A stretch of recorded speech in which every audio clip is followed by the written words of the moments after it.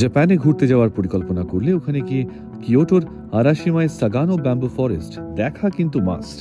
এই পরিষ্কার বাঁশবনটি এই জায়গাকে এখানকার প্রাকৃতিক এবং সাংস্কৃতিক সৌন্দর্যে পূর্ণ করে রেখেছে।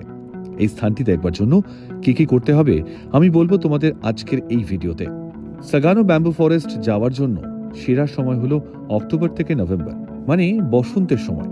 এই সময় ওখানে গেলে পেয়ে যাবেন সেরা আবহাওয়া এবং পেয়ে যাবেন অসাধারণ প্রাকৃতিক সৌন্দর্য।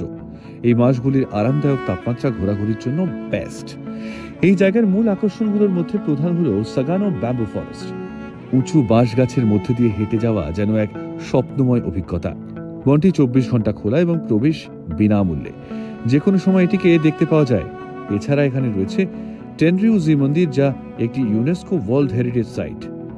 এই টেনরিউজি মন্দির তার সুন্দর বাগানের জন্য বিখ্যাত। প্রবেশ মূল্য জাপানি কারেন্সিতে 500, যা এই মনোমুগ্ধকর অভিজ্ঞতার জন্য সামান্য। আর এখানে অ্যাডভেঞ্চার প্রেমীদের জন্য রয়েছে হাইক করার সুযোগ। এখানে অনেক ওয়াইল্ড মাঙ্কির দেখা মিলবে। এখানকার প্রবেশ মূল্য স্থানীয় মুদ্রায় 550। আর সবশেষে টোগেৎসুকিও ব্রিজের কথা তো বলতেই হবে। এটি একটি আইকনিক সেতু।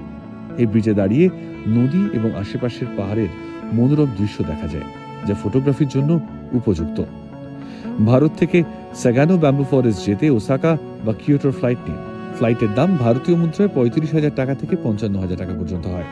কিয়োটো থেকে ট্রেনে JR সাগানো লাইন ধরে নামুন সাগা আরাশিয়ামা স্টেশনে। ব্যাস, লোকাল কুজিনের মধ্যে ইউডোফু বা টোফু হটপট বা কাইসেকি ট্রাই করতে ভুলবেন না। টাটা, দেখা হবে নেক্সট ভিডিওতে।